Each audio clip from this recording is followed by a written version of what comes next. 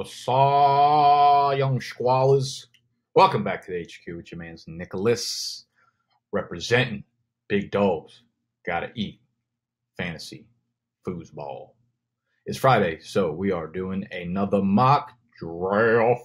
We are on draft.com, which is best ball drafts for those of y'all that have not participated or watched any of my drafts. These things are the GOAT right now. These things are the funnest thing to do throughout the summer. You can pay anywhere from $1 up to $1,000 a draft, so you're drafting against real people. Anyways, today's video is going to be a zero wide receiver mock draft because last week we did a zero running back mock draft on ESPN. So the rankings and the ADPs are a little funky, but I really liked how my team turned out. I think that was pretty much because a lot of guys fell to me that I did not think would have fallen to me normally, but because you're on ESPN, all that kind of wacky shit tends to happen. Here, we're going to do a zero wide receiver, as I said, and there's no specific rules on that, but what you got to do is avoid wide receivers for, I'm going to say 4 rounds. I'm going to go without picking a wide receiver and see how my team turns out. For those of y'all that are not familiar with best ball, pretty much all you do is draft your team. You do not have to worry about setting your lineups throughout the season. You don't do anything on the waiver wire. All you do is pick a large roster. There's no kickers. There's no defenses. There's only quarterbacks, running backs, wide receivers, tight ends. And you pick an 18-man roster. And the software, draft.com, the draft app, automatically starts the best players each week.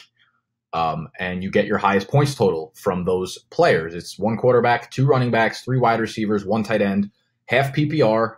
Everything else is pretty standard. 6 points for touchdown, receiving, running, 4 points passing. So you just got to pick a good team and hope that on a week-to-week basis your guys show up, show out, do they damn ting. And at the end of the year, whoever has the most points in the league gets you see the prizes up here. This is only a $1 league.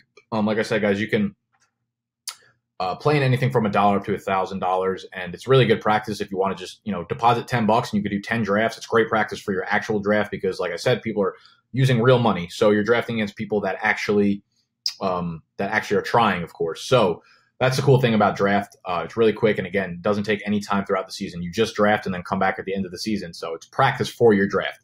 Right now, this is a 12-team league.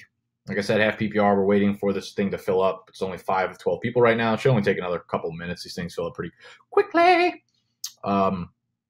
If you want to sign up, if you have not done so yet, you can go to draft.com/BDGE, standing for Big Dogs Gotta Eat, of course. So draft.com/BDGE. And you could use the promo code BDGE. You will get a free $3 entry into a money league. So you'll get a free entry into a $3 league, which you can, of course, practice for your draft. So I highly, highly, highly recommend, even if you don't use my promo code. I don't really care. I would like for you to use it because I get a little kickback and you get something free out of it as well. But if you don't, it doesn't matter to me. You still get to practice. This is really, really, really good practice for your drafts because you're getting real ADP here, real cash leagues, real money. So people are obviously actually trying. And yeah, we'll just kind of chill here and wait till the things pick up. If you have not checked out my draft guide, this is the In the Muck for Monday. We're working on Kareem Hunt versus Dalvin Cook. That's the In the Muck Monday video for Monday. Right now, I'm filming this video on Tuesday, by the way. So if anything happens between Tuesday night and when Friday morning happens, when this mock draft goes live, then obviously my analysis in this is going to be a little different from the things that happen. Brandon Cook signs a 5-year extension. Interesting. Sammy Watkins money. Cooks is a better fit. Let me see what Roto's got to say about this. I think it's a good real-life move. I do like it. 5 years, 80 mil, huh? Damn. The Rams moved aggressively for Cooks after letting Sammy Watkins walk in free agency and did not want to lose a field-stretching lid lifter for the second straight free agency. It's a bold move considering Watkins' disappointing production with conservative Jared Goff, but the Rams spent the entire offseason talking Cooks up. Still somehow only 25 in September. Cooks is coming off 3 straight 1,000-yard seasons, albeit with Drew Brees and Tom Brady at quarterback. He also has stiff target competition: Cooper Kupp, Robert Woods, and Todd Gurley. Probably headed for a wide receiver 2-3 campaign in fantasy. Cooks will likely be more valuable in the real-life gridiron than virtual. Yeah, I couldn't have said that better myself. There is no shot on taking Cooks where he's being drafted. I think his ADP is probably around pick. Well, actually, we can check right here inside of draft. They got cookies. Mr. Cookles. Where you at? Oh, wow, he's moved down considerably. Is that pick 51? He's probably around wide receiver 20, maybe, if I had to guess. 1, 2. I wish they put the rankings next to the position. 2, 3, 4.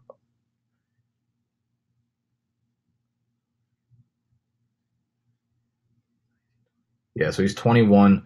I'm still not taking him at his draft position of 52. I think he's ranked probably like wide receiver 28 or 29 for me, and around rank 60 to 70, somewhere in that range. And I have all that in my draft guide, which is for sale. If you have not watched any of my videos this summer, I sell an online, completely interactive draft guide, which is kind of dope. Also on my website, bigdogsfantasy.com, you can subscribe to my newsletter right on the bottom. Just bigdogsfantasy.com, scroll down to the bottom, and you can enter your name, your email. You could sign up, and I will be sending out one sleeper, one bust, and one tip or trick related to fantasy football every single week until the season starts. And during the season, I will email you out my when my wide receiver cornerback matchup column drops every week. Every Thursday, I create a little wide receiver cornerback matchup, which I kind of break down the best and worst matchups for wide receivers for the upcoming week based on who their cornerbacks are going to be that they're playing against. Okay, we got 11, baby. We almost, oh boy. What did I say I was doing? 0 wide receivers. So we're going running back and or tight end heavy for the first 4 rounds. Now, when you're doing these types of drafts, I don't really suggest it, guys. I suggest the type of drafts I do is a combination of just VBD, value-based drafting, and just taking your guys. And you don't know where you're picking in these drafts until the thing fills up and then they start the draft. So you can't really prep for it. And these fast drafts move quick. You could do a slow draft or you could do a fast draft on draft.com. The fast drafts are 30 seconds in between each pick. The slow drafts are 8 hours in between each pick. So it's basically like an email draft. I like the fast drafts, obviously, because I'm just here doing it and filming it. Imagine I filmed an 8-hour in between pick thing. Ting, ting, ting, ting, ting. I need sushi. I need wine suggestions. I'm going to. Eubanks has got a date tonight. I'm going to a sushi place. It's BYOB. So I gotta bring some wine. Actually, I am so dumb. You're not going to be seeing this video by the time. By the time you see this video, I'll probably be married twice to the same girl. That's pretty much where that's at. But for some reason, I thought you were going to be able to see this and then tell me wine suggestions. Probably just going to go with Franzia and slap the box at our table. That's what I'm all about. That's me. That's big dogs right there. All right, so I got the 9th pick. 9th pick, 0 wide receiver. I actually don't hate that because at the end of the draft, at the end of the first round, you're going to be probably get your pick of like Melvin Gordon, Leonard Fournette, Kareem Hunt, Dalvin Cook, these guys. And I'll probably be able to get someone like that on the way back as well. Devonta Freeman, he's finally starting to creep up a little bit. He's finally getting some goddamn respect. Should have been above Gronk. Should have been. I think I have Devonta Freeman ranked all the way in the top 12. And like I was saying, my draft guide is on sale on bigdogsfantasy.com. It has my top 250 overall rankings, positional rankings by tier, and we're off. Positional rankings by tier, dynasty rookie rankings, my top sleepers, busts, must drafts, exclusive articles, a bunch of cool shit that's updated weekly, all the time. So you can go purchase that if you would like. It will definitely help you throughout the summer. Stay prepared and help you ZAMNate your draft with a motherfucking capital Z, baby. And yeah, that's that. Anyways, what was I getting into? So we see pretty much the same kind of order of guys go off the board every single draft. Gurley, Bell, Zeke, well, in some kind of order, like similar to that, whether it's those top 3 backs and then David Johnson is usually the 4th back off the board. Then I'm sure Antonio Brown's going to go, and then Alvin Kamara, and then DeAndre Hopkins. Let's see. Let's see what we got here. This might take a while. These 12-team leagues in these drafts take a minute. Yep, there we go. Brown, let's see, Kamara, and then Hopkins. That's my guess. I've done too many of these. I think I've done like 30 teams already. Write it on a piece of paper, honey. Yep, there goes Kamara and DeAndre. Where you at, though? I have Barkley ranked ahead of Kamara. The only reason is because we have not seen Alvin Kamara do a full season yet, right? We expect him to get a big workload because we have Engram out for the first 4 games. If Kamara dominates, then he's probably continuing to see a good 60% of the workload in that backfield, which would mean huge fantasy numbers. But last year, he only had, I think, 120 carries. In his college days, he never saw more than 110 carries either. So we've never actually seen him play out a full workload in a real ZAMN. Okay, so we had Kamara.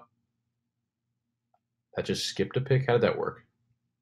I don't know what happened there, but I'm going to go with Barkley here. Sometimes when it times out, it like just shows you the guy's pick here, but it doesn't actually take him off the board. So Kamara, Barkley, Melvin Gordon went, and the next guy on my rankings too would also actually be Fournette. So what I was saying about Alvin Kamara is, you just have, I mean, I don't know if it's legitimate to have durability concerns because it's not like he's really hurt, but we've just never seen him hold up over the course of a full season. And then we have Barkley, who gets 1 million touches. He's incredible in the passing game as well. And I would say his floor is like 275 touches. They have an improved offensive line. This line the offense overall should move the ball well. Eli plays much better when OBJ is in the lineup. So I think, despite them having a really, really, really tough time on offense last year, I think Barkley's touch floor is so high, and he's going to be so involved in that passing game I just think his floor is incredible in any kind of PPR league. Oh, great. Thank God. I thought Freeman was going to get sniped there. So we have Leonard Fournette first. And then we had D-Hop, Kareem Hunt, OBJ, Dalvin Cook, Julio, Michael Thomas. And then I'm going to go with Devonta because, again, I'm doing a 0 wide receiver. There's a chance that I would look at Keenan Allen there or maybe even Devonta Adams, depending on the league scoring settings. But for now, like I said, I'm going 0 wide receiver. We're going running backs. In this league, you only start 2 running backs, of course, but I'm going to pretend like it's a normal league where you start off, you could put a running back in the flex or even 2 running backs in the flex. So that's how I'm going to start off my draft, really. Leonard Fournette, his touch floor also, right, with Barkley. It's the same thing. It's like I'm going to talk about this in the Muck Monday video, Hunt versus Cook. Like, I think Hunt and Cook are actually better running backs than Fournette skill-wise. But Fournette for redraft this year, his volume is going to be so high. If you put Fournette on another team, I'm not sure he really produces that well. But he's set up in the perfect situation this year where I'm not sure I'm like comfortable betting on anyone besides Zeke to have more rushing yards or rushing attempts than Fournette this year. Listen, he's on a team that has a really good offensive line that added Andrew Norwell. They were already, I believe, the 6th best run blocking line per Football Outsiders last year. They add Andrew Norwell, the top free agent guard, an all-pro guard from the Carolina Panthers. They have a defense that's set up to stop teams and put their offense in great field position and constantly have the ball. They have a quarterback in Blake Bortles who they're trying to disguise with Leonard Fournette. I think Zeke was the only guy who saw more carries per game last year than Fournette. I know that the injury concerns are definitely there, but even if you get 13, 14 games out of Fournette, those 13 or 14 games are going to be 15, 16, 17, 18, 20-point fantasy point games. He's going to be so consistent with his work floor that I think like the 20 carries more than makes up for if he misses a couple games. So I'm really, really, really high on Leonard Fournette in redraft leagues for 2018. So that's why I'm high on him. And a lot of people have him ranked in the double digits, like 10, 11, 12. But I will gladly take Fournette there. And I just love Devonta Freeman. I've made the whole video, Freeman versus McCaffrey. It's not even close for me, those two. Freeman had the down year, of course, but like, a lot of it was due to injury. He had never been anyone that had durability concerns prior to last year. He had the PCL, the MCL sprain at the end of the year. He had the concussion. The concussion's obviously scary, but like, listen, anyone is at risk for concussion throughout the course of an NFL season. So Devonta Freeman, if he could play 15 to 16 games, he's a lock for 1,300 total yards and double-digit scores. There's no doubt in my mind. This Atlanta offense should bounce back pretty heavily, right? They did not fare well in the red zone last year. They were way below average what they've been over the last few years. Second year in Steve Sarkisian's offense. So I'm excited to see what can happen there. Leaning on a patient prayer for me. All right, so yeah, most of the top wide receivers go off the board. We had Gronko at 2-6, which is pick 18, I believe, in a 12-man league. Jerick McKinnon is creeping down there, man. He is creeping in the fucking rankings.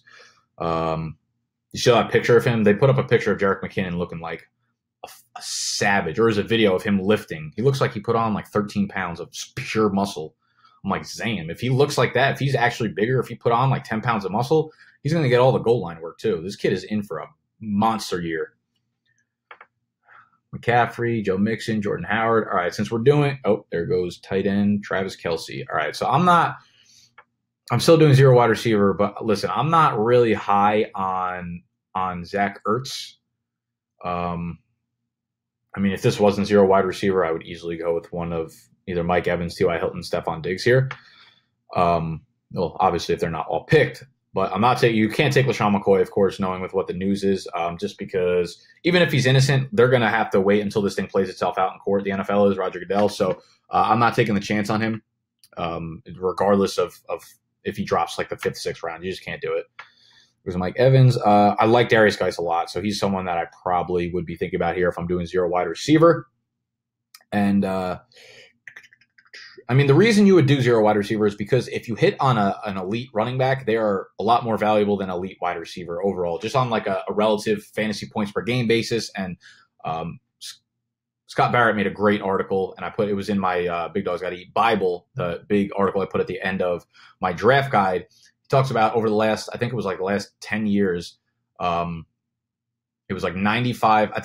Every one of the top 10 flex eligible players over the last 10 years, the top player has been a running back. And then it was like 89% of the top 15 were running backs. And then like 78% of the top 25 are running backs. So it's just like saying that running backs, the top, when you compare it position to position, like RB1 versus wide receiver 1, RB2 versus wide receiver 2, running backs are a lot more valuable. So it's worth it when you hit on a big running back. Hoping Darius Geis falls to me here. We had Zach Ertz there. Yeah. So, I mean, normally at this point, listen, I don't love Mike Evans whatsoever, but at 3-9, which is, what's that? That's like pick 33. That's where I would be okay taking him. He just go off the board? He went off way back there. Never mind. I didn't realize that. So I'm hoping Darius Geis falls to me here. If he does not, yes, he did. Yeah, he did. We ain't even going to talk about it, Dan. My man's Geis. And in Wednesday's video, I would even consider Alex Collins here, to be honest with you. In Wednesday's video, I talk about Alex Collins, man, and I am growing on Alex Collins rapidly. I really like Collins, and I tweeted this out today. I was like, listen, like, because Collins was averaging over the last 8 weeks of the season, weeks 11 to 17, he averaged 4.43 targets. When you pace that out to a full year, it's 71. That would be top 10 amongst running back targets. And Buck Allen was completely phased out of the passing game pretty much. Oh, there goes LaShawn McCoy. How you doing? So as we said, I'm going to stick with the zero RB through 4 rounds. And my top guy here would definitely be Alex Collins right now. I know I made the video of Alex Collins versus Jay, and I said Jay, but I'm going to go with Collins here because I like the upside in best ball leagues. Alex Collins, I was saying, he was taking over all the passing work, 4.4 targets a game over the last 8 weeks. Suck Allen was phased out. I know Kenneth Dixon is coming back, but I'm of the mindset that Collins is a much, much better running back than Kenneth Dixon. And if that's the case, there's really no reason for the Ravens to give Dixon that much of a workload. If Collins can still see 17 to 18 touches a game, and like 3 targets a game, he is going to be a high-end RB2. And you're getting him. I just got him as my RB4. But now we're going to start looking elsewhere as tight ends and wide receivers and stuff because we got our top 4 running backs for a 12-team league. That's a nice little stallion group we got right there. So you'd have your starting 2 running backs, and then most leagues play with 2 flexes nowadays. If I had to give you my ideal fantasy football settings for rosters, it would be 2 quarterbacks. Well, it would be a super flex. So you have quarterback,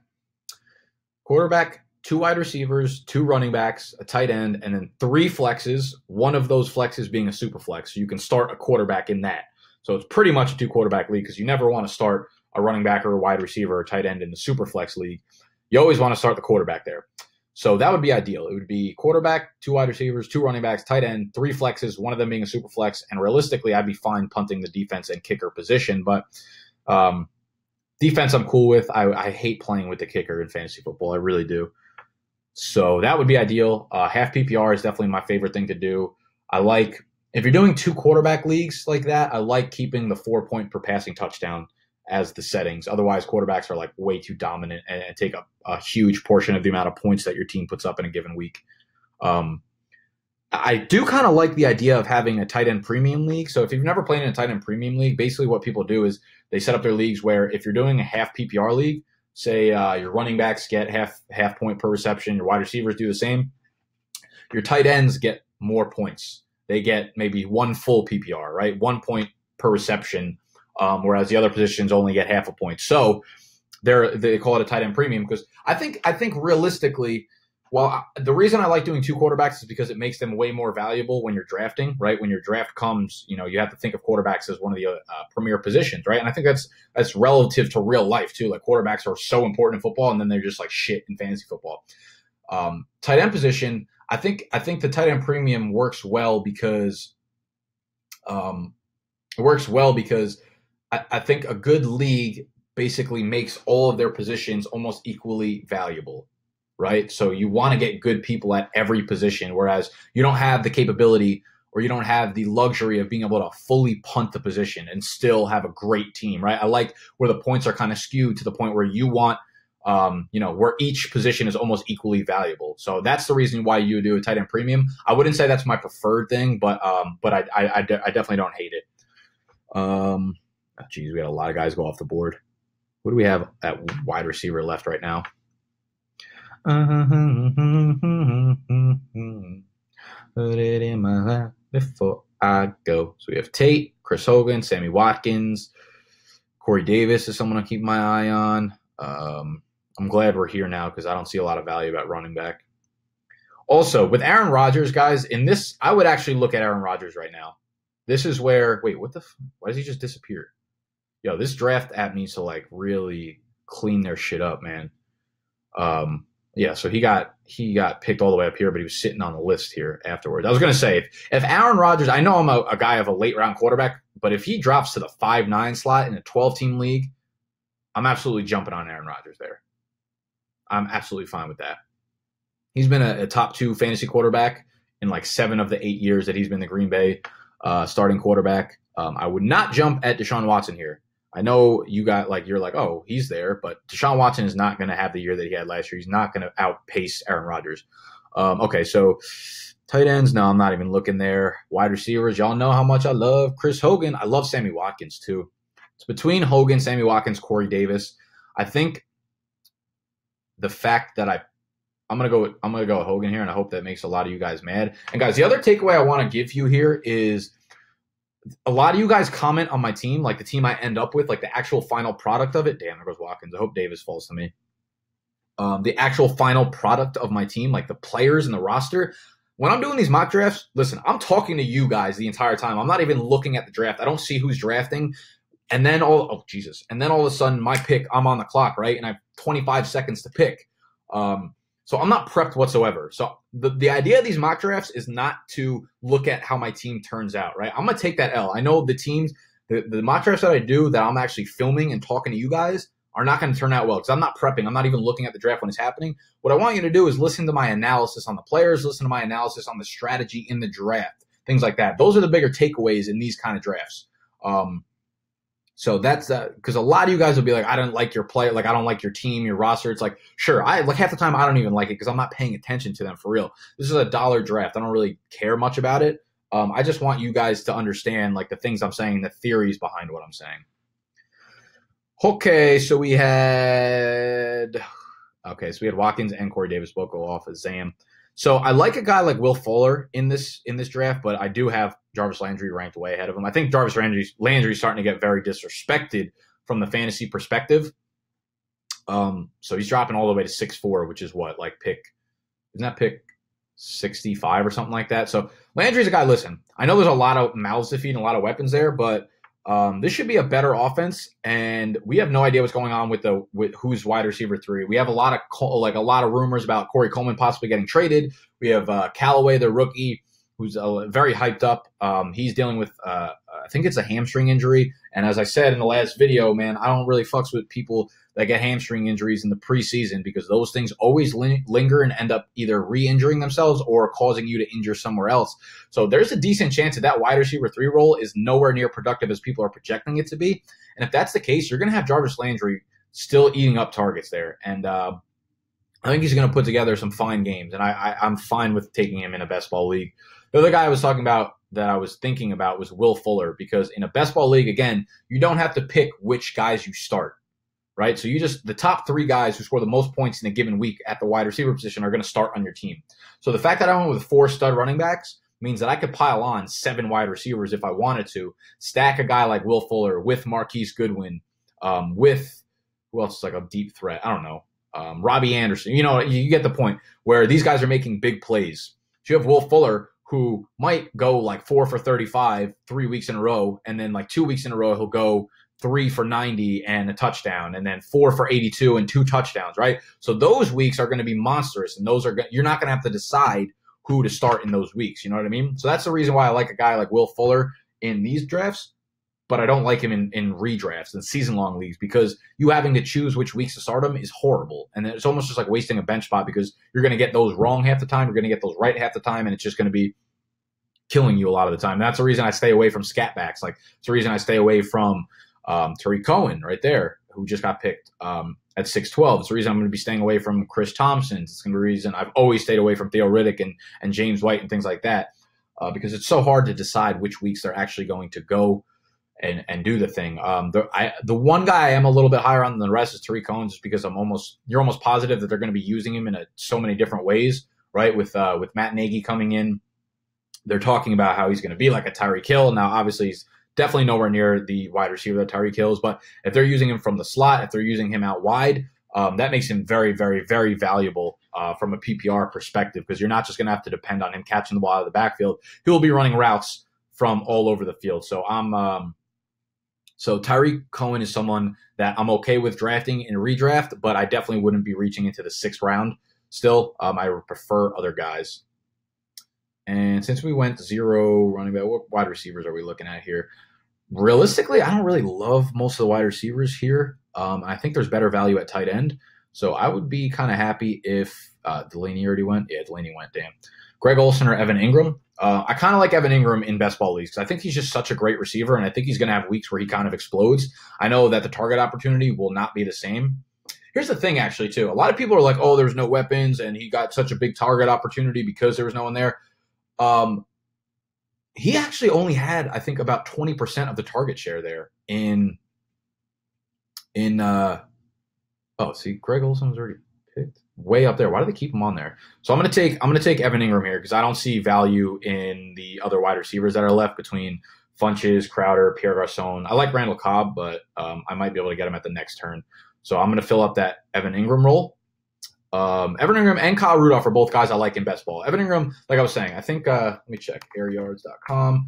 Airyards.com is cool because you can look at target shares by the team and by players, obviously, and see like how involved a certain player was in their offense. So Evan Engram had 20% of the targets there. That's really not that high. Other tight ends have more than that on other teams and consistently produce. So people are like, oh, he's not going to get the same target share, which is probably true. Sorry, he just went off the board. So I'll go with Randall Cobb here as the probable wide receiver 2 in this Green Bay offense. And I'm okay with him as my wide receiver 3. And I love guys like Allen Hurns, even Nelson Aguilar, because Alshon Jeffrey's still returning from his shoulder surgery. Who knows if he's going to be ready. And Nelson Aguilar played great last year. He broke out, and he's going to have his games where he has, big games this year. So I like Nelson Aguilar in this kind of league too. What I was thinking about Evan Engram, 20% target share is not crazy. The reason that it's obviously scary is because I looked at all the other tight ends. This was research I pulled back when I put, I think, Evan Engram as one of my Busty Friday picks on Instagram. Evan Engram had the 20% target share, and I think there was 5 or 6 tight ends that had a higher target share on their team. However, none of those tight ends had another weapon on the team that saw more than 23% of the targets. And that's a problem because Odell Beckham is going to command, I don't think he's ever went under 27% of the team's targets when he's healthy. So Odell Beckham's going to get his 27%, which means that it's a good chance Evan Ingram's numbers get knocked down a little bit. But I still think Evan Ingram's a great fit in this offense, and I think he's a great basically a wide receiver playing tight end. So people are down on him from a target total, but I think his efficiency might increase because his catch rate was horrible last year. He had a lot of uncatchable throws his way. So what you might see knocked off in volume, I think will kind of play itself out the other way in efficiency. So Ingram's a guy I like because he's so athletic and will have his big games. But I also could have waited and got a guy like George Kittle or even Jordan Reed if you're in that sense of the draft. But for Jordan Reed and Tyler Eifert, those guys who are so injury prone, I need to make sure that I have a tight end that I draft prior to either of those guys. I'm not willing to take them as my tight end one because I just don't believe they're going to be healthy. Both of them are already dealing with shit this offseason, toes injuries and foot and all this bullshit. So write it on a piece of paper, honey. In my heart before I go. Who else we got? There goes Aguilar. I'm up in, what am I up in? 9 picks or something. Okay, so I got the 4 running backs, but at this point, I mean, since I have 4 running backs, 3 wide receivers, I'd probably be looking at value, not just straight wide receivers anymore, because once you get into like the 5th, 6th, 7th round, the 0 RB or the 0 wide receiver kind of thing, I feel like goes out the window, and you're just kind of taking best player available as long as you have like at least enough players in the starter range. And I could wait on quarterback all day. Andrew Luck down here. Let's go. I like Andrew Luck a lot. I think next Friday's mock draft, I'm getting on a podcast this Friday. It's the Father and Son Fantasy Football Podcast. They had I tweeted this out, a great episode that they put out last week. They had a guy from the Fantasy Footballers join them on their podcast. He's not one of like the main guys, but he works for them. He's a doctor, so he covers the medical side of fantasy football. And basically, they had him on for like an hour-and-a-half podcast, and they went through all of the guys that were injured last year and what they think their impact of the injury is going to be this year for fantasy football. And I'm talking about, they went over like every guy. I'm talking like Aaron Rodgers, Andrew Luck, Deshaun Watson, Leonard Fournette. They literally went through like 25 to 30 different players, and it was really informative, really awesome. So I would check that out. Father and Son Fantasy Football. I'm going to be on their podcast on Friday. I'm not sure if we're doing a mock draft or if we're doing 2 team outlooks, one of the 2. But either way, I'm going to film it and put that on my channel as another piece of content for you guys. So stay tuned for that one. And let me take a look at this draft. What's going on here? Write it on a piece of paper, honey. Write in my heart before I go. Okay, so we have there goes Allen Hurns. He went. Aguilar went. CJ Anderson was a running back that I would think about taking here. Oh God, the running backs get ugly quick. I'm probably going to look at quarterback now because I think a run of quarterbacks is going to come, and you're seeing that last like tier of QBs kind of going. So I might even take 2 quarterbacks with my next 2 picks and have 2 I think some combination of Stafford, Roethlisberger, and Andrew Luck is absolutely perfect. And I'm actually going to go with Ben Roethlisberger here. I think I have Stafford ranked ahead of him, but I like Roethlisberger best in a best ball league because, I mean, his home and away splits are not good, but he has those weapons and he has those games where he puts up like 5, 6 touchdowns, and those will absolutely fucking shoot you up the rankings in a league like this. You know, between Antonio Brown and Juju Smith-Schuster breaking out, and now they have James Washington in place for Martavis Bryant. Le'Veon Bell obviously is going to be playing under the franchise. Tizag. So many weapons there. There's no way that Ben Roethlisberger messes this up. So I'm going to go that, and then I will probably choose another quarterback here just because I don't really like the value at weapon. I don't really like who's left. Ooh, I do like me some Kenny Golladay, actually. You know what? If Golladay falls to me here, I'm going to go with Golladay there. Just because his upside – okay, there goes Golladay. Sick. I was going to say just because his upside is so monstrous. But he went, and I was going to say, I could skip a quarterback now and still get a Mitch Trubisky, a Dak Prescott, even Jameis Winston later. I've been taking Jameis Winston a lot in my drafts, in these best ball drafts at the end as my QB 2 or 3. Okay, so we had Gio, Tom Montgomery. Damn. This is going to be crazy, but I'm going to go with Calvin Benjamin, and I really don't hate Calvin Benjamin at all, especially in the 10th round. Even with the Shady news is even better. They're going to be so bad. They're going to be throwing the ball so much, and now without Shady, they have nothing down there in the red zone, man. They're going to they have no choice but to siphon targets to Calvin Benjamin and Charles Clay. Those are the only proven weapons on their team. And regardless of how bad Calvin Benjamin is as a receiver and how inefficient he might be with those targets, he has 110 target floor, man. And I'll take that here since I did 0 wide receiver. So let's take a look at my team real quick and see what we got working here. We got Big Ben as quarterback. We have Leonard Fournette, Devonta Freeman, Darius Geis, Alex Collins. Love those running backs. And then Hogan, Landry, Cobb, Benjamin. Obviously, low floors with some of those guys, but I think we'll be fine in the wide receiver department. And the thing is, like, if you go with one of these strategies, you could always, since the rosters are 18 teams, right, you can pick 7 wide receivers and 5 running backs, 2 tight ends, 2 quarterbacks. What I've found is a lot of the experts and analysts say that you should go with 2 quarterbacks and 2 tight ends and load up the skilled receivers. I don't know if I agree with that. So I've just been switching my lineups up, and I don't think we're ever going to really find out an optimal strategy for choosing your team. But I've just been doing a bunch of different things where sometimes I've taken 3 tight ends, sometimes I've taken 3 quarterbacks. I think it depends on who the first of those positions are. Like if you take, if you get like Kelsey, and then you get like who's like a later round guy, I don't know, like Vance McDonald, or if you end up with like Ricky Seals-Jones or Jack Doyle or something like that, I don't think you need to get a 3rd tight end just because you'll get enough production from those 2 on a week-to-week basis between Kelsey and one of those like high upside guys. But if you completely punt the position and then your tight end 1 is like Charles Clay, you might want to grab Charles Clay, Cameron Brate, and Ricky Seals-Jones or something like that. Cameron Brate's a guy like, guys who depend on touchdowns are not bad in leagues like this because, especially for tight ends, because if you're a tight end, right, on a week-to-week basis, all you need to do in order to be a top 10 or top 8 tight end is just get in the end zone, right? There's not a lot of guys that put up like 70 to 80 receiving yards as tight ends. So if you get in the end zone and you get 6 points plus whatever yardage you put up, 20, 30, 40 yards, you're pretty much guaranteed to be in the top 8. So if you can get a tight end who's not that good in like PPR leagues, but they put up a ton of touchdowns, not a ton, but like, if they score 7, 8 touchdowns on the year, like a Cameron Brate, he'll be useful in this league. And that's why I was talking about Kyle Rudolph before too, because I think that he is another good pick in this league, especially with Kirk Cousins coming in, who we saw absolutely zone in on like Jordan Reed in the red zone. So that might happen with Kyle Rudolph this year. But that's kind of my take on tight ends in here and quarterbacks and what you should do in terms of number of players. So we still see Andrew Luck here, Matt Ryan, Marcus Mariota. Where do we go? I like Devontae Booker this year a little bit, this late in the draft, because they have so many touches left in that backfield.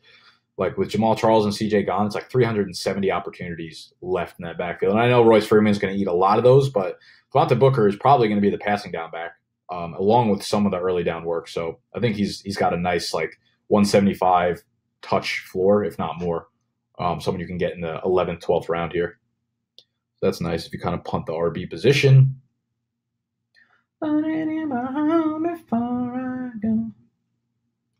Well, I might take something I've been doing a lot has been taking Geronimo Allison and Randall Cobb together in these leagues because, again, you don't have to choose who to start, and you're not going to have to choose which one of them is going to be the wide receiver 2 in Green Bay. One of them is going to end up as either the wide receiver 2 or wide receiver 3. So if they both end up as wide receiver 2, 3, that's great because then you get all the production from those positions in the Green Bay offense. So that's something I've been doing if I'm punting the wide receiver slot, which is pretty much what I did. So Geronimo Allison's a guy I'm probably looking at here, and I might actually take him because I don't know if he's going to get back to me after this pick. Before I go.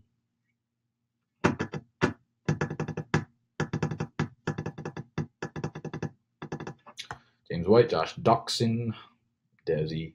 I don't think I own a single share of Dez. You know what's going to happen, actually?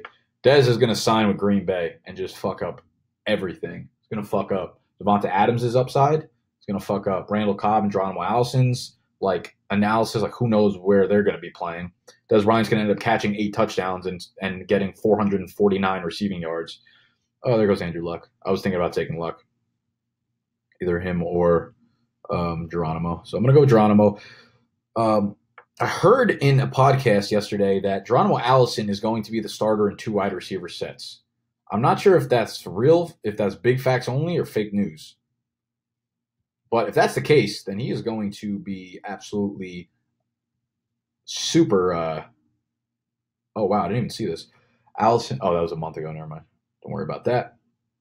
He's going to be super valuable if he is starting in 2 wide receiver sets with Aaron Rodgers, we look at that wide receiver 2 role, and they always produce. It's always like a wheel of who we don't know who it's actually going to be. It's always year over year. It's always someone different, but it's going to be either Randall Cobb or Geronimo Allison, probably. I like Dramon Moore, the rookie, but if one of those guys hits and one of those puts up the normal wide receiver 2 numbers in terms of like 70 catches, 1,000 yards, 8 touchdowns, boom, he's perfect for this for me.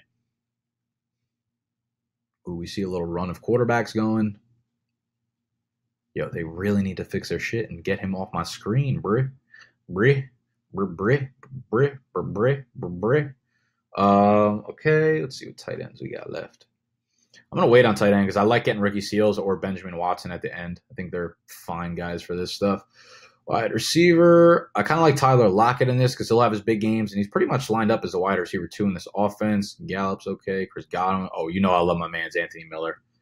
You're my boy, Miller. Running backs, I like Jordan Wilkins in this too. I actually just like Jordan Wilkins overall.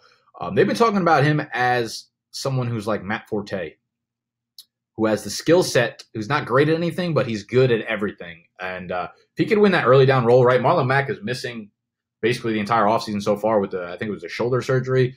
They have a new coach, a new offensive scheme going on in there, and he is not there to kind of learn it with his teammates. So it's possible that with the new regime, like they don't just give Marlon Mack the job. And we know, was it Turbin or Michael? I forget. Whoever was the one that suspended's out of the running for the starting job. So it's between Marlon Mack, who's injured, and Jordan Wilkins for early down work. One of the two is going to win that, and it's going to be valuable in this Andrew Luck offense. So I like taking Jordan Wilkins this late as a late round running back. I'm going to pee right now, so I'll be back in like a minute or two. While I'm gone, make sure you give this video a thumbs up down there. Write me a comment. I don't know what I want you to comment, but comment me something down there. Go follow me on Instagram. Go follow me on Twitter while we're twerking in the bathroom. My Twitter is Nick_BDGE. My Instagram is BDGE_fantasy football. So go comment, give me a thumbs up, please, if you're learning some fantasy football goodness thus far. And all right, I gotta stop talking. I gotta pee.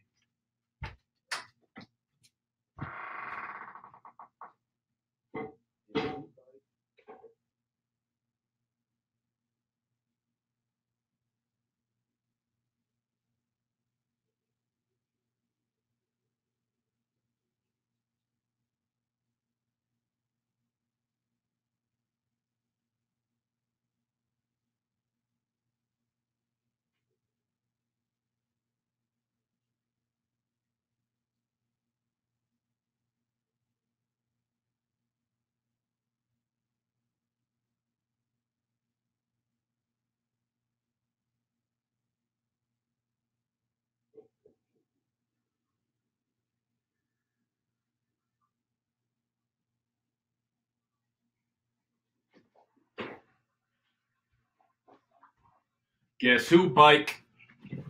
Byke again. Big dog Byke. Tell a friend.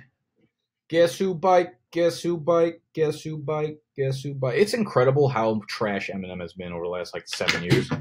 Like so good and then just so bad. That's neither here nor there. I guess while we're just chilling, waiting for my next pick, who went off the board? Oh, this is so cold. ZAMN. Okay, no one I really wanted, except for like 7 players.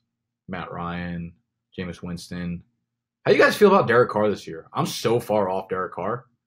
I'm wondering if I'm messing that up.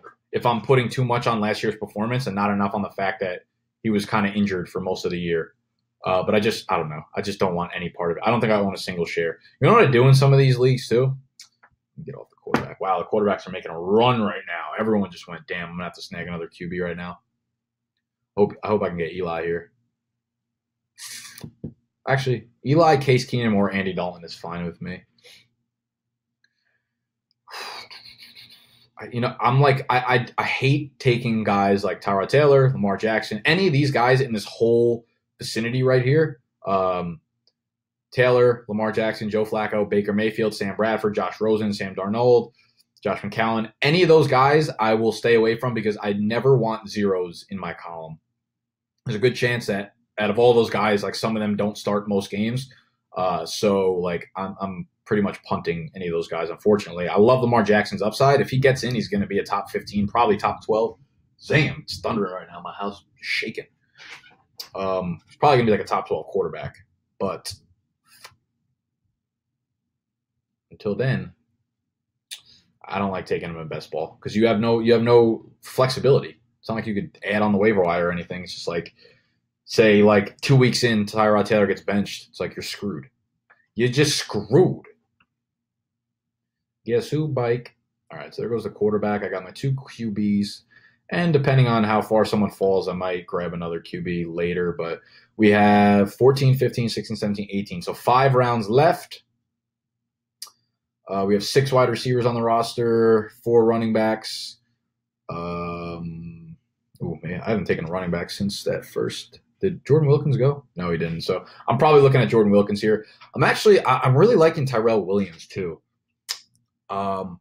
I don't know why. Well, I loved him last year. I was a big fan of Tyrell Williams. He's always been good. He's always been a really good wide receiver, good route runner. They just don't use him that much, and I don't know why. And with Hunter Henry out, I feel like Tyrell Williams might get a little bit of a bigger role. I'm not going to take him here. I'm going to take Jordan Wilkins. But I just want that to be known. Jordan Wilkie Wilk. Jordan Wilkinson, son. Ooh, I like Chris Godwin too. I don't know if I want to go with 7 wide receivers though. Yeah, I probably will actually. What are the tight ends? Yeah, so I could still go Ricky Seal or Benjamin. Damn, we got a lot of picks until I'm up. Got like 13. I might have messed that up. Zam! Anyways, I'd like to thank today's sponsor for the video. If you could see this through a little circle in the bottom left, you see I'm holding my championship belt. This is fantasyjocks.com. That's fantasy, FANTASY. Like my Friday nights, fantasyjocks.com. Go check it out. They are the industry leader in championship belts, trophies, rings, draft boards for your fantasy league. It doesn't matter if it's baseball, basketball, football, soccer, NASCAR for you Southerners. I don't think they do NASCAR shit, but you know what? Maybe they do. I mean, you could always get a belt and customize it. They do custom belt, which they're sending me over a custom belt for the E-Town Get Down, which I'm pumped up about. And they're going to engrave the last 3 years of champions on the plaque because you could do that with them. You could do that on the trophies too. They got 6 Lombardi trophies that you could also do. They got rings that you can give one to your winner every year. It's really just an extra $5 to $10 a person if you want to get any of this stuff. So I would highly suggest checking them out, fantasyjocks.com. You can use promo code TAKE10, so TAKE, then the number 1, the number 0, TAKE 10, like the candy bar. Is it? Yeah, like the candy bar. Or you could use promo code Taco Corp. You choose, my mans. You choose, my friends. Taco Corp, TACOCORP. That's pretty cool. I never realized that when I said it before. It's double CO. So it's TACOCORP. Damn. That's brazy. Yeah, so thank you for sponsoring today's video. And go check them out, fantasyjocks.com. They will be linked below. What else we got? Yeah, if you have not already signed up for the draft league, I mean, dude, go on draft.com/BDGE, enter promo code BDGE, and you will get free $3 league entry. You got nothing to lose. You got nothing to lose. You do have to deposit, I think, maybe $10 in order to get that, but I mean, like, you got to deposit to play anyway. So, Ricky Seals went off. I hope Ben Watson falls to me. My 15th pick. There's no like wide receivers or running backs. Okay, so I like Chris Godwin a lot. I'm looking between Watson, Chris Godwin. I think Chris Godwin's upside is monstrous. I think he's a legit, really good wide receiver. That's why he just needs that opportunity. Kind of like Kenny Golladay. He's definitely not at the level of Kenny Golladay, but almost like a poor man's Kenny Golladay, where if they give him the chance, he will do really well, which he did last year. There was 3 games where Mike Evans or Deshaun Jackson didn't play, and he had really high target totals, really good yardage totals. I'll even look at it. I forget what video I put it in, but Godwin was just that. He was a god. Young Chris Godwin. Yeah, so you have week 10 here when Mike Evans was out. He went 5 for 68. They targeted him 10 times. So they were using him as a wide receiver 1. In week 16, I believe Deshaun Jackson was out. He went 3 for 98. And week 17, he just exploded for 7 and 111 yards and a tutty on 12 targets. So Godwin has it. He just needs the opportunity. I mean, I'm not sure they're going to give it to him, but in a late round flyer pick, I'm a big fan of Godwin here. Let's see. Yeah, he's still there, baby. Let's go, Benny Watts. My man's Benny Watts. So here's like when I would look like, okay, so I want Benjamin Watson, but there's a good chance that Chris Godwin doesn't get back to me. So is there anyone after Benjamin Watson that I'm comfortable here? I would say no. Like, I do like Jake Butt. I kind of like Gesicki. I almost don't hate Luke Wilson either. But none of them are actually pretty much penciled in for production. When Benjamin Watson is going to be the starting tight end there and the starting pass-catching tight end there. So I think he will put up, like, multiple weeks where you could start him at tight end. However, the other guys are just high upside flyers who have no guarantee of actually producing on a week-to-week basis. That's the difference. That's where like tiers come into play. When you see rankings and tiers, that's when you need to be weary of, it's just like the next ranked guy, right? But if they fall off in tiers, that's what we saw from Benjamin Watson to the next group of tight ends here. That's where you want to make sure you get your guy. And I'm hoping Chris Godwin falls to me. He's the next wide receiver off the board, so it's probably unlikely considering there's only 3 picks left. But I would even go with James Washington here. I'm not as high on him as other people are. I like Keency and Nunwa too coming back. He was so underrated coming out of the 2015 or the 2016 season. And then he got hurt, obviously, and missed the entire year. But had he not, I feel like he would have had a really good year with the Jets. He's a stud. Come on, Chris Godwin. How you doing? What running backs do we got? Yuck. I like TJ Yeldon, kind of, because I feel like he is going to absolutely eat if something happens to Fournette. And like I said, there's obviously the Fournette injury concerns. So Yeldon's a guy I don't hate taking in these drafts either. Should see some passing work too. Ed Dixon, my man. Thank you for leaving me Chris Godwin. So he will be my 7th wide receiver. We have 2 picks left. What was I just going to say? I don't know. I had something to say to you guys. I can't remember what it was, though. Guess who's back? Byke again. What was it? What was I going to say? I'm freaking pissed. I don't usually forget what I was going to say, but this done just happened. I'm shook. Anyways, while we're waiting here, guys, if you didn't do it before, can you please give this video a thumbs up? Listen, YouTube space is starting to get crowded. Pro Football Focus is in here. Roto Underworld's in here. I don't know if ESPN is in here yet, but they're probably not. That's why that's why ESPN is falling apart, because they don't know how to fucking market themselves. They don't know the platforms that they need to be on. They think TV is still the main form of consumption. They don't understand that YouTube is TV, except you could literally watch whatever you want, whenever you want. You think you could watch shoe reviews of the shoe that you want to buy at Foot Locker on TV, on demand, anytime you want, as fast as you want, from whoever you want? Like, no. ESPN has so much capital and so many resources, yet they can't figure this little shit out. Drives me crazy. And that's why you see Barstool surpassing them in terms of media outlet, sports media outlet. They came from nothing, and they've just risen out of the ranks over the last few years because they understand that content is key when it comes to growing your brand and marketing yourselves. It's content. They hammer Instagram. That's why I'm getting into Instagram a lot. If you're not following me on Instagram, make sure you're doing that. They hammer Twitter. They hammer Instagram.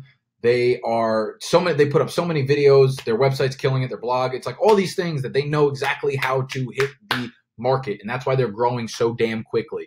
And I hate to say it, but Bleacher Report too is killing it on like Instagram. They have like fucking 20 million followers. I have to unfollow them because they're literally the worst. I can't stand Bleacher Report.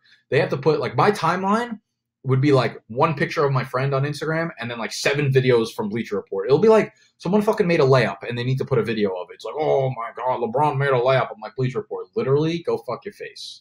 Literally get out of my face. I don't know why I'm so angry right now. I don't remember what I was saying.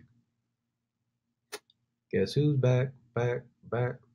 Oh, I was saying, if you haven't liked this video already, please give me a thumbs up because I'm competing with these bigger platforms, and the more engagement I have from you guys, whether it's comments, whether it's thumbs up on the video, whether it's you subscribing, whatever it is, that tells YouTube that people likes my videos and they like what I'm doing here, so they will show it to more people and I can grow and I can go global and I'll be more motivated and I'll give you better videos and better quality content. And then eventually I don't know what I'm going to do, but it's going to be epic. My goal is to rent out a skyscraper in New York, one of those big ass buildings, and then put my logo, a big fat white Big Dogs Gotta Eat logo, like the fork and the spoon with the bow tie in the middle. Put that on the side of the giant building. Imagine coming into New York, like flying into New York, and you see the Big Dogs Gotta Eat logo on the huge logo on the side of a building in New York. I'm all in on that. That's like my goal. That's life goals. That's squad goals. That's big dog country goals. CUNTRY country. Let's get it. Okay. I don't know what the fuck I'm rambling about anymore. I'm done with wide receivers. I took 7 of them. I mean, maybe taking 8 would not really hurt me, honestly. I think I'm actually going to take an 8th wide receiver just because I really like my running backs. And I don't see any value there, but I do see some value in James Washington because I think he'll put up some numbers. I like Keensey. What I like to do in some of these drafts, this is what I was going to say before. What I like to do in some of these drafts is, I get my hard opinions on players, right? And then there will be guys that I completely avoid, and that's for redraft. So in a lot of these leagues, if there are guys that I absolutely hate, right? There are like Derrick Henrys. I mean in terms of where their ADP is. Like I hate Derrick Henry. I will not take him in any leagues.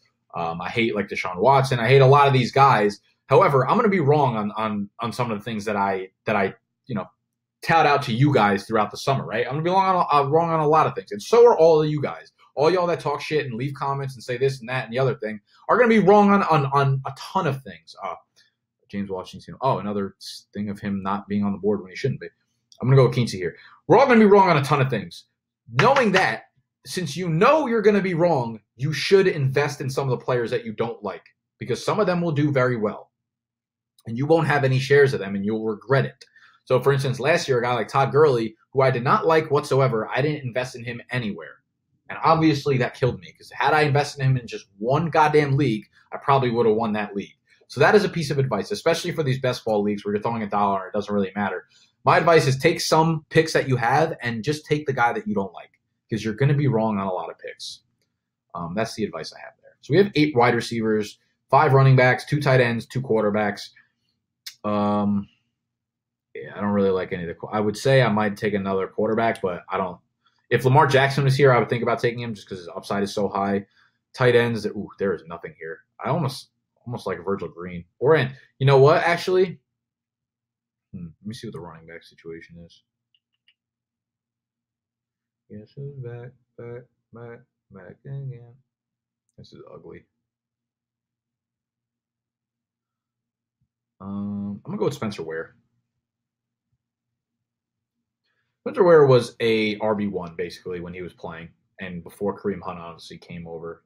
So I don't know. That's just like a late round flyer. I also think he's going to get more touches than people assume, and we'll talk about that more in the Muck Monday video when you see that on Monday. But that is the final team.